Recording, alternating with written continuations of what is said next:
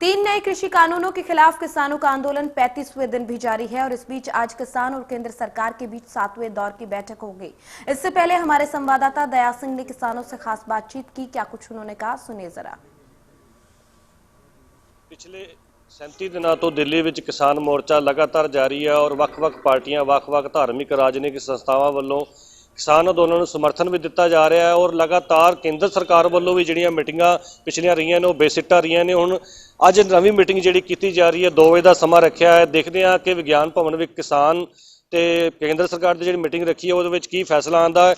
ਉਸੇ ਸੰਬੰਧੀ ਸਾਡੇ ਨਾਲ ਮਾਹਰ ਕਿਸਾਨ ਜਿਹੜੇ ਨੇ ਉਹ ਸਾਡੇ ਨਾਲ ਮੌਜੂਦ ਨੇ, ਆਗੂ ਮੌਜੂਦ ਨੇ, ਉਹਨਾਂ ਨਾਲ ਗੱਲਬਾਤ ਕਰਦੇ ਹਾਂ ਕਿ ਕਿਸ ਤਰ੍ਹਾਂ ਇਹ ਕਿਸਾਨ ਅੰਦੋਲਨ ਨੂੰ ਦੇਖਦੇ ਹਨ, ਕਿਸ ਤਰ੍ਹਾਂ ਦਾ ਰੁਖ ਰਹੇਗਾ ਅੱਜ ਦਾ, ਕੀ ਕਹਿਣਾ ਚਾਹੁੰਦੇ ਹੋ ਵੀ 2 ਵਜੇ ਅੱਜ ਜਿਹੜੀ ਮੀਟਿੰਗ ਰੱਖੀ ਗਈ ਹੈ ਕੀ ਫੈਸਲਾ ਇਹਦੇ ਵਿੱਚ ਆ ਸਕਦਾ ਹੈ। इस मीटिंग तो कोई बहुत वड्डियां आसां दा हानि किसान जथेबंदियां नूं, पर यह मीटिंग है गलबात का दौर जारी रखना चाहिए। असी सरकारां नूं पहलां 7 मीटिंगां दे चुके हैं तो 7 मीटिंगां विच भी असीं उन्हां नूं भजाया है। साडे कोल तत्थ हन, पूरे तत्थां दे गलबात हुंदी है, पर सरकार दे जिहड़े मिनिस्टर हन जां उन्हां दे एक्सपर्ट हन उन्हां कोल ओह गल्लां मौजूद नहीं हन जो सानूं जवाब दे सकन। असीं हर हाल ते वंचित हाँ भी असीं ये तीनों कानून रद्द करवाने हैं।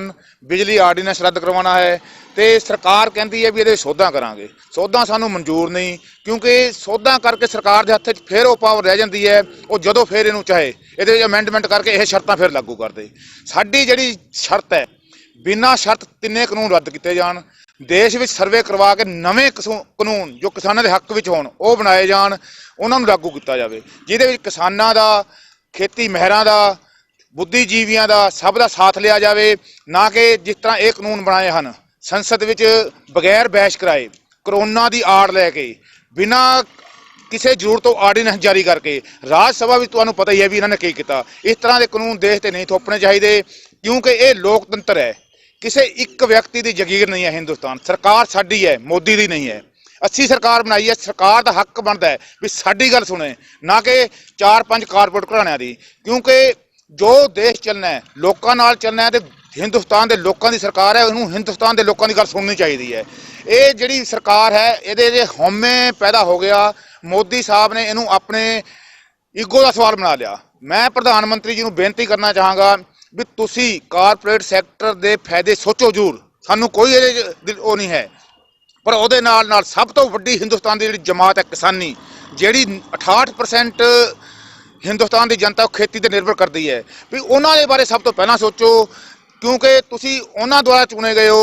उन्होंने तुहाडे बहुत आसां सी, पर अफसोस की गल है कि अज तुसी उन्होंने ढिड ते लत्त मारन वाला काम किया है, क्योंकि किसान तो पहले ही रुलिया पिया सी। उन्होंने तुसी स्वामीनाथन रिपोर्ट का की देनी सी, सगों यह उन्होंने मौत की वारंट ते दस्तखत करते। जिस तरह के पहला लॉकडाउन रहा, पहला लॉकडाउन करके पंजाब की आर्थिक स्थिति कमज़ोर हुई, फिर इस तो बाद 3 महीने लगातार किसानी संघर्ष हो गया है। दिल्ली च किसान बैठे ने, आम व्यापारी वर्ग भी बहुत परेशान ने। लगता नहीं गा भी केंद्र सरकार को अड़ियल रवैया जड़ा बंद कर देना चाहिए। और दया जी बिल्कुल केंद्र सरकार को अड़ियल रवैया छोड़ना चाहिए। मैं अलग अलग जगह पे सिंधु बॉर्डर पे भी गया हूँ, शंभू पे भी गया हूँ, जितनी जहाँ जहाँ पे संघर्ष हो रहा है वहाँ पे गया हूँ। असल में समस्या सिर्फ यही है कि किसी भी तरीके से अब ये बात आ गई अड़की। प्रधानमंत्री से एक विनती करना चाहेंगे कि इस कानून को, उन तीनों कानूनों को वापस लिया जाए और दोबारा से सारी जत्थेबंदियों को साथ में लेके सभी के विचार सुन के टेबल पे बैठ के इस कानून को रद्द करने के बाद एक नया कानून लाया जाए जो आप कहते हो किसानों के हित में है। आप कहते हो इसके अंदर अमेंडमेंट किए, जब इसमें अमेंडमेंट किए इसके अंदर कुछ है ही नहीं, तो खाली डिब्बा रह गया। जब डिब्बा रह गया तो उसको निकाल के बाहर फेंको, इसको क्यों लेके बैठे हो। और सबसे बड़ी जो आपने व्यापारियों की बात कही, आज जो कनक 18 रुपये या 15 रुपये या 20 रुपये बिक रही है, आज ये पैकिंग में जाके वो जी 50-50, 60-60 रुपये किलो बिकनी है। इसका असर सिर्फ 10-20 जो घराने हैं उनको छोड़ के अलावा हर देशवासी को होना है, हर एक आम नागरिक को होना है, हर दुकानदार को होना है, हर मजदूर को होना है। इस बात को मोदी जी को समझना चाहिए और मैं यही विनती करूंगा इन तीनों कानूनों को वापस लें। और आज की जो वार्ता है उसमें स्पष्ट रूप से किसानों का संदेश है कि तीनों की तीनों कानूनों को रद्द होना चाहिए। इस पर किसी प्रकार की कोई बहस नहीं है। और आप किसानों को भलाई चाहते हैं तो दोबारा टेबल पे बैठ लो। सो तुसीं सुन रहे हो कि इन्हां वालों कहना है कि जिहड़ी अज मीटिंग रखी है सिर्फ उहदे च यही मुद्दा है कि तिन्ने कानून जिहड़े रद्द किए जाण। और लगातार जिहड़ा इन्हां वालों रोस प्रदर्शन भी जारी, क्योंकि बीते कुछ दिनों तो जिहड़े पंजाब दे विच जिहड़े जियो के टावर ने उन्हां दा जी विरोध किया जा रहा है। उस संबंधी भी गलबात करते हैं कि की कहना चाहते हो जिहड़े नौजवान ने लगातार जियो के टावरां दे उत्ते जाके उन्होंने कनैक्शन कट्टिया जा रहा है, बंद किया जा रहा है, उन्होंने कोई संदेश देना चाहोगे। ਦੇਖੋ ਸਾਡੇ ਜਥੇਬੰਦੀਆਂ ਦਾ ਉਹਨਾਂ ਦਾ ਬਾਈਕਾਟ ਕਰਨ ਦਾ ਉਹ ਸੀ, ਇਹ ਤੀ ਵੀ ਇਹਨਾਂ ਦੇ ਜਿਹੜੇ ਸਿਮ ਇਹਨਾਂ ਨੂੰ ਬਦਲੋ, ਹੋਰ ਕੰਪਨੀ ਦੇ ਉਹ ਲੈ ਜਾਵੇ। ਸਾਡਾ ਕਿਸੇ ਦਾ ਨੁਕਸਾਨ ਪਹੁੰਚਾਉਣ ਦਾ ਕਿਸੇ ਦਾ ਕੋਈ ਇਰਾਦਾ ਨਹੀਂ, ਕਿਉਂਕਿ ਅਸੀਂ 2-3 ਮਹੀਨਿਆਂ ਤੋਂ ਟੋਲ ਪਲਾਜ਼ਿਆਂ 'ਤੇ ਬੈਠੇ ਹਾਂ, ਕਿਸੇ ਦੇ ਇੱਕ ਇੱਟ ਤੱਕ ਵੀ ਨਹੀਂ ਹਿਲਾਈ। ਉਹਦੇ ਕਰਕੇ ਜਿਹੜੇ ਬੱਚੇ ਕਰ ਰਹੇ ਆ ਉਹਨਾਂ ਨੂੰ ਸਾਡੀ ਬੇਨਤੀ ਹੈ ਕਿ ਇਹ ਕੰਮ ਨਾ ਕਰਿਆ ਜਾਵੇ। ਕਿਸੇ ਨੂੰ ਨੁਕਸਾਨ ਪਹੁੰਚਾਉਣਾ ਸਾਡਾ ਉਹ ਨਹੀਂ ਹੈ। ਸਾਡਾ ਤਾਂ ਇਹ ਹੈ ਕਿ ਉਹਨਾਂ ਦਾ ਬਾਈਕਾਟ ਕਰਨਾ, ਆਪਾਂ ਸਿਮ ਬਦਲ ਦੋ, ਸਾਨੂੰ ਕੀ ਲੈਣਾ ਉਹਨਾਂ ਤੋਂ, ਟਾਵਰਾਂ ਤੋਂ, ਖੁਦ ਬੰਦ ਹੋ ਜਾਣਗੇ। ਸੋ ਤੁਹਾਨੂੰ ਉਮੀਦ ਹੈਗੀ ਹੈ ਕਿ 2 ਵਜੇ ਜਿਹੜੀ ਮੀਟਿੰਗ ਹੋਣ ਜਾ ਰਹੀ ਹੈ, ਕੁਝ ਘੰਟੇ ਰਹਿ ਗਏ ਨੇ, ਮੀਟਿੰਗ ਦੇ ਵਿੱਚ ਕੁਝ ਸਮਾਧਾਨ ਨਿਕਲ ਸਕਦਾ ਹੈ?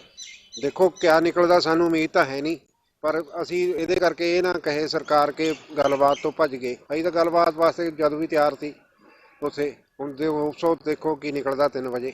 ਸੋ ਤੁਸੀਂ ਸੁਣਿਆ ਹੈ ਕਿ ਇਹਨਾਂ ਦਾ ਕਹਿਣਾ ਹੈ ਕਿ ਅਸੀਂ ਸਮਾਧਾਨ ਕਰਨ ਨੂੰ ਤਿਆਰ ਆ, ਪਰ ਜੇ ਕੇਂਦਰ ਸਰਕਾਰ 3 ਕਾਨੂੰਨ ਜਿਹੜੇ ਰੱਦ ਕਰੇ ਉਸ ਇਹਨਾਂ ਨਾਲ ਮੀਟਿੰਗ ਕਰਨ ਨੂੰ ਤਿਆਰ ਆ। ਔਰ ਜਿਹੜੇ ਪੰਜਾਬ ਦੇ ਵਿੱਚ ਜੀਓ ਟਾਵਰਾਂ ਦੇ ਵਿੱਚ ਵਿਰੋਧ ਕੀਤਾ ਜਾ ਰਿਹਾ, ਉਹਨਾਂ ਦਾ ਕਹਿਣਾ ਹੈ ਕਿ ਇਸ ਨੂੰ ਆਪਣੇ ਨਿੱਜੀ ਤੌਰ ਤੇ ਸਿਮ ਬਦਲੇ ਜਾਣ, ਚਾਹੇ ਹੋਰ ਕਿਸੇ ਕੰਪਨੀ 'ਚ ਕਨਵਰਟ ਕੀਤੇ ਜਾਣ, ਕਿਉਂਕਿ ਪ੍ਰਾਈਵੇਟ ਅਦਾਰੇ ਨੇ ਉਹਨਾਂ ਦੇ ਵਿੱਚ ਜੇ ਅਸੀਂ ਕਿਸੇ ਨੂੰ ਨੁਕਸਾਨ ਪਹੁੰਚਾਉਂਦੇ ਆ ਜਾਂ ਉੱਥੇ ਕਿਸੇ ਵਰਕਰ ਨੂੰ ਨੁਕਸਾਨ ਪਹੁੰਚਾਉਂਦੇ ਆ, ਉਹ ਹੈ ਤਾਂ ਪੰਜਾਬ ਦਾ ਨਾਗਰਿਕ ਹੀ। ਸਾਡਾ ਜਿਹੜਾ ਵਿਰੋਧ ਉਹਨਾਂ ਦਾ ਕਹਿਣਾ ਹੈ ਕਿ ਜੀਓ ਸਿਮ ਬੰਦ ਕੀਤੇ ਜਾਣ। ਇੰਡੀਆ ਨਿਊਜ਼ ਲਈ ਦਇਆ ਸਿੰਘ।